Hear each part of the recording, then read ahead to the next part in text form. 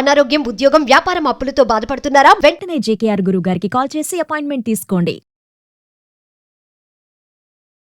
High weirs, India's largest digital media network Suman టీవీకి స్వాగతం. ప్రస్తుతం మనతో ఉన్నారు motivational speaker and advocate Ushasri. So చాలా మంది ఆడవాళ్ళ మోజులో పడి, అంటే స్త్రీ వ్యామోహంలో పడి మగవాడు లైఫ్ అంతా నాశనం చేసుకునే వాళ్ళు చాలా మంది ఉన్నారు. సో వాళ్ళ గురించి ఉషతో మనం మాట్లాడదాం. నమస్తే ఉష. నమస్తే రాధా. సో నేను అన్నట్టు స్త్రీ వ్యామోహంలో పడి మగవాడు జీవితాన్ని చిన్నాభిన్నం చేసుకునే వాళ్ళు ఉన్నారు. ఆ మగాడి వల్ల ఇంట్లో భార్య సఫర్ అయి సూసైడ్ చేసుకున్న వాళ్ళు ఉన్నారు.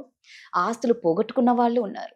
అంటారు చూడు, ఆడది తలుచుకుంటే రాజ్యాలైనా కూలిపోతాయి అని ఊరికే అన్నారు. ఏంటి ఆ స్త్రీ వ్యామోహంలో ఎందుకు ఇలా అయిపోతారు మగాళ్ళు? మన మీద ఈ ట్రెండ్ ఇప్పుడున్నది కాదు రాధా. ఇది ఒక నేచర్ ఆఫ్ మగాడు. దీన్ని తప్పు ఒప్పు అని అందరిలాగా నేను తిట్టి మాట్లాడను, ఒప్పు అని సమర్థించను. ఎప్పుడైనా ఒక హ్యూమన్ నేచర్, ఒక పర్సన్, ఎస్పెషలీ మెన్ అనేవాడి సైకాలజీ ఎలా ఉంటదంటే, ఒక అమ్మాయితో ఆగుతాడని గాని, ఒక్కళ్ళతోనే ఉంటాడని గాని, జీవితాంతం అమ్మాయి మీదే మోజు ఉంటుందని కానీ ఎక్కడ రాసలేదు. ఇన్ఫరెన్సెస్ మనం వేదాల నుంచి తీసుకోవాలి. నేను ఎప్పుడు మాట్లాడినా మనం పూర్వకాలంలో మనకి ఎలాంటివి చెప్పారో అవి జాగ్రత్తగా పరిశీలించుకుంటూ మనం ఇప్పుడున్న కాలగమనంలో దాన్ని ఆపాదించుకోవాలి. పాతకాలంలో నీకు వేశ్య గృహాలు ఉండేవి భార్యతో. అండ్ ఇంకా చెప్పాలి అంటే ఇప్పుడు కల్చర్ కన్నా పాత కల్చర్ చాలా అప్డేటెడ్ గా అర్థం చేసుకొని సొసైటీలో అలా పెట్టారు. మగాడు బయటకు వెళ్తాడు, నలుగురితో మాట్లాడతాడు, రకరకాల అనుభవాలు పొందుతూ వస్తాడు, తన కోరికలు కళ్ళాలేని పగ్గాల్లాగా పరిగెడుతూ ఉంటాయి. చిన్నప్పుడు భార్య ఒక 14-15 years కి పెళ్లి చేసేవాళ్ళు. ఆ భార్య 25 ఏళ్లప్పుడు నచ్చదు, 30 ఏళ్లప్పుడు ఇంకొక కొత్త కొత్త వ్యాపారాలు చేస్తాడు. సో ఇవల్యూషన్ అనేది, ఇదివరకు ఆడవాళ్ళు ఇంట్లోనే ఉండేవాళ్ళు, వాళ్ళకి పెద్దగా ఎక్స్పోజర్ ఏముండే, పిల్లలు ఇంట్లో పనులు చేసుకోవడం. సో వాళ్ళకి ఎంతసేపు అంతే తెలుసు. ఇతను అప్గ్రేడ్ అవుతూ వెళుతూ ఉన్నప్పుడు కోరికలు, తన ఎబిలిటీ, ఒక మనిషితో మాట్లాడాలనే ఒక ఇంటలెక్చువల్ ఎబిలిటీ పెరుగుతూ ఉంటుంది. సో అప్పుడు మన సొసైటీ అప్పుడు ఏం చేసిందంటే, వేశ్య గృహాలను ఉండే, పోనీ వాళ్ళేమి పిచ్చి వాళ్ళు కాదు, వాళ్ళు బాగా చదువుకునే వాళ్ళు. ఈ వేశ్యలు భగవంతుడికి అర్పించి భగవంతుడి ధ్యాన స్థితిలోను, గానంలోను, నాట్యంలోను స్కిల్ఫుల్ గా ఉండేవాళ్ళు. అండ్ వాళ్ళు చాలా పూజలు పునస్కారాలు ఇదే దీంతో వాళ్ళ కాలమానం గడుపుతూ ఉండేవాళ్ళు ఒరిజినల్ గా. So lot of positive energy ఉండేది, లాట్ ఆఫ్ స్క్రిప్చర్స్ చదివే వాళ్ళు ఏ డౌట్ అడిగినా మగాడికి సమాధానం చెప్పగలిగే అంత ఎబిలిటీ ఉండేది. సో వేశ్య గృహాలు అంటే సెక్స్ ఒక్కటి ఫుల్ఫిల్ చేసుకొని కోరికని కామాన్ని తీర్చుకొని వచ్చేలాగా కాకుండా ఒక ధైర్యం చెప్పే, అంటే ఇప్పుడు మనిషి కుంగిపోతూ ఉంటాడు మగాడు, లైఫ్ లో ప్రాబ్లమ్స్ వస్తాయి, డబ్బులు పోతాయి, భార్యతో చెప్పలేడు, సొసైటీలో ఎవరితో చెప్పలేడు, అరే దివాలా తీసా అంటాడు. అమ్మాయికి అంతే లిమిటెడ్, పిల్లల్ని చూసుకొని భర్తను చూసుకొని పూజలు చేసుకొని అత్తమామలకి చేసే ఆవిడకి అర్థం కాదు. సో ఇతను ఎప్పుడైతే ఆవిడ దగ్గరికి వెళ్తాడో ఒక ధైర్యం, ఒక నిబద్ధతా భావం, లేకపోతే ఒక ఆత్మన్యూన్యత చెందిన అబ్బాయిని ఒక కౌన్సిలింగ్ చేసి ప్లెజర్ ఇస్తూ నీకెందుకు నువ్వు చేయగలవనే ఒక ఎబిలిటీని అబ్బాయిలో పెంచే ఇది సంస్కృతి మనకుంది. సో ఇప్పుడు కమింగ్ టు ద రియాలిటీ, అప్పుడు అది ఒక పద్ధతిగా ఉండేది. వాళ్ళకి కావాల్సిన బంగారం ఇచ్చేవాళ్ళు, ఫ్యామిలీ డిస్టర్బ్ అయ్యేది కాదు, ఎక్స్ట్రా మ్యారిటల్ అఫైర్స్ పెట్టుకుని ఇంకొక అమ్మాయి లైఫ్ నాశనం చేసేవాళ్ళు కాదు. ఇంకొక రిలేషన్షిప్ లో ఉన్న అమ్మాయిని తెచ్చి భారీగా ఇంకొకళ్ళది తెచ్చి ఇతను ఉండే ఒక సంస్కృతిని కట్టుడు తిట్టడం చేసి ప్రాక్టికల్ గా చక్కగా ఎంత కావాలంటే అంత అమ్మాయి దగ్గరికి వెళ్ళేవాడు. భార్య కూడా ఏమనేది కదా, సొసైటీ కూడా క్వశ్చన్ చేసింది, వెళ్ళరా బాబు ఇదేదో ప్రాబ్లం ఉంటే ఫలానా ఆవిడ దగ్గరికి వెళ్ళు, ఆవిడ ప్రాబ్లం తీరుస్తుందని రిఫర్ కూడా చేసేవాళ్ళు. రకరకాల వేశ్య గృహాలు ఉండేవి. ఓకే. సో అంత చక్కగా సరిదిద్దుకున్నాం మన సొసైటీని.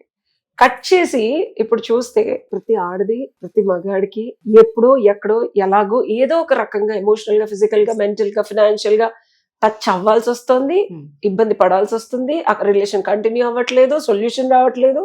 బాధల్లోకి వాళ్ళని తోసుకొని పెళ్ళాం పిల్లల్ని కూడా తోసే పరిస్థితి భర్తలు తెచ్చుకుంటున్నారు.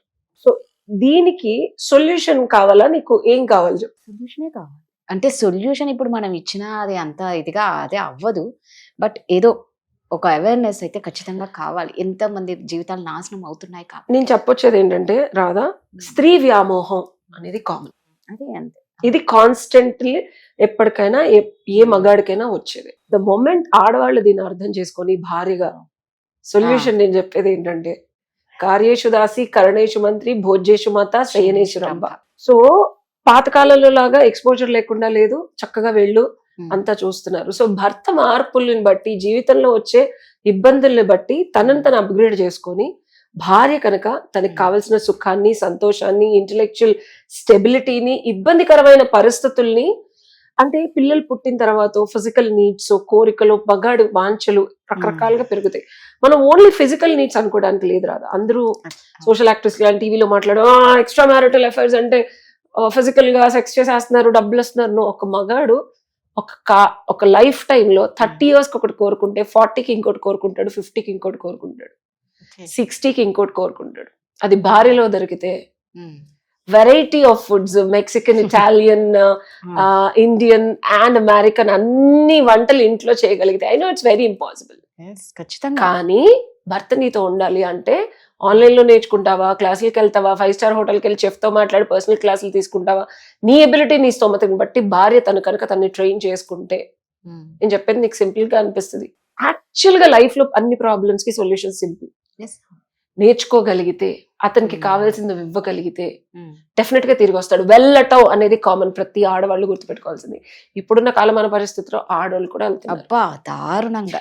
మాట్లాడుకోలేదు. నెక్స్ట్ వీడియో ఖచ్చితంగా మగాడి మోజులో పడి అనే వీడియో ఖచ్చితంగా అది చేద్దాం. చేద్దాము. Next video. సో అది మళ్ళీ చేద్దాం. So Yes. కంక్లూజన్ ఏంటంటే రాదా, సొల్యూషన్ నేను చెప్తున్నా, ఇది అప్లై చేస్తే అవ్వలేదంటే నాకు కింద కామెంట్లో పెట్టండి. నేను బస్తీమే సవాల్, అవ్వలేదంటే నేను చెప్తా మీ రిలేషన్షిప్ ఎందుకు వర్క్ అవ్వలేదు. కొందరు అంటారు కదా ఉషా, మేమంతా అన్ని విధాలా బాగా చూసుకున్నాం, అంతా బాగా ఆయనకు నచ్చినట్లున్నాం, అంతా కూడా ఉన్నా కూడా ఆయన ఇలా చేస్తున్నాడు. అలాంటి వాళ్ళ అంటే అలా అలాంటి చాలా వాళ్ళ తక్కువ మంది పరిస్థితి ఉంటారు. వాళ్ళ పరిస్థితి అలాంటి వాళ్ళ పరిస్థితి ఏంటంటే, నీ చేయి దాటిపోద్ది.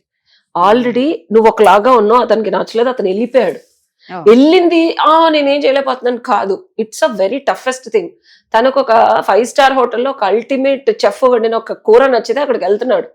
రెగ్యులర్ గా ఆ చెఫ్ తోనే వండించుకొని తింటున్నాడు. నేను కొంచెం పచ్చగా చెప్పలేక ఇలా చెప్తున్నాను. ఆ చెఫ్ తోనే రోజు పడుకుంటున్నాడు. అది ఎంత కాస్ట్లీ అయినా సరే ఆ హోటల్లోనే రోజుకి 20,000 పెట్టి పడుకుంటున్నాడు. తన స్తోమత ఉన్నా లేకపోయినా. సో ఆల్మోస్ట్ 5 ఏళ్ళు అయిపోయింది. 5 years రిలేషన్షిప్ అనుకుందాం. నేనేం చేయలేని చేతులు ఎత్తడం కాదు. If you are really a committed wife, మగాడికి ఉన్న biggest weak point family and wife అనుకుంటారు ఆడాలి, రాడని వస్తాడు. నువ్వు కనుక 5-star హోటల్ చెఫ్ దగ్గర ఉన్న quality of food and sleep కన్నా బెటర్ ఇవ్వగలిగేలాగా నిన్ను నువ్వు మార్చుకొని, ఆపాదించుకొని, నేను అలా కాదండి, నేను అలా చేయలేనండి, నేను పద్ధతి అయిన అమ్మాయిన, నో, పద్ధతి ఎవరికి, మొగుడుతో ఎలా కావాలంటే అలా ఉండడమే పద్ధతి. ఆడవాళ్ళకి తెలుసుకోండి. నేను చాలా పద్ధతిగా ఉన్నానండి, పిల్లలు చూసుకుంటానండి, అన్ని చేశానండి. నో, మగాడి ఎక్స్పెక్టేషన్ 40 ఏళ్ల తర్వాత వాడు చూసిన ఎక్స్పోజర్ వాడికి అది నచ్చింది. ఒక హ్యూమన్ కి ఎప్పుడు ఏది నచ్చుదని ఎలా చెప్తావు రాదా? రైట్, నిజం. నచ్చినప్పుడు నిన్ను నువ్వు మార్చుకొని, తనకి తగ్గట్టు నిన్ను నువ్వు ఉంచుకొని, కత్తిరించుకొని ఉండగలిగే ఎబిలిటీ నీలో ఉందా, ఉంటే మాట్లాడు. నేను అన్ని చేశానని చేయకుండా నువ్వు మాట్లాడుకు. చేసి నాతో చెప్పు, అప్పుడు నేను ఒప్పుకుంటా. అతను రాకపోతే అన్నాడు. నువ్వు అన్నట్టు ఓకే సరే, నువ్వు అన్నట్టే అన్ని రకాలుగా నువ్వు చెప్పినట్లే చేస్తే ఖచ్చితంగా అబ్బాయి ఇంకో అమ్మాయి మోజులో పడరా? పడినా పడకుండా ఉండడం చెప్ప, మళ్ళీ చెప్పుందా, బల్లగుద్ది చెప్పినా పడతాడు, 100% పడతాడు. పడినా వెనక్కి తెచ్చుకునే క్యాపబిలిటీ, ఎబిలిటీ నీ చేతుల్లో ఉండాలి. ఉన్నప్పుడే ఏడు, లేకపోతే పడినప్పుడు వదిలి.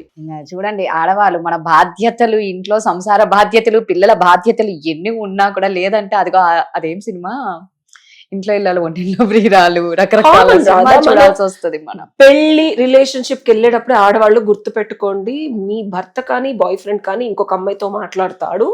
ఆ అమ్మాయి మీకన్నా ఎక్కువ ప్రేమ చూపించినా, ఫిజికల్ ఇంటిమసీ ఇచ్చినా, డబ్బులు ఇచ్చినా, మెంటల్ స్టిమ్యులేషన్ ఇచ్చినా వెళతాడు. ఎప్పటికీ నువ్వు అతనితో ఉండిపోతావు, నీతోనే ప్రేమ ఉంటది అనుకోవడం భ్రమ. వెళ్ళినప్పుడు ఏం చేయాలి, వెళ్ళినప్పుడు ఈ అబ్బాయి నా దగ్గరికి తిరిగి వస్తాడా లేదా, వస్తేనే ఆ రిలేషన్షిప్ లోకి వెళ్ళండి, లేకపోతే వదిలేయండి ముందు. సూపర్. సో మీకు ఇలాంటి అంటే అందరూ అన్ని షేర్ చేసుకోలేరు కాబట్టి చక్కగా ఉష చక్కగా మీకు ఒక సొల్యూషన్ అనేది చెప్తుంది. కింద స్క్రోల్ అవుతున్న నెంబర్కి కాంటాక్ట్ అవ్వండి. Thank you Usha.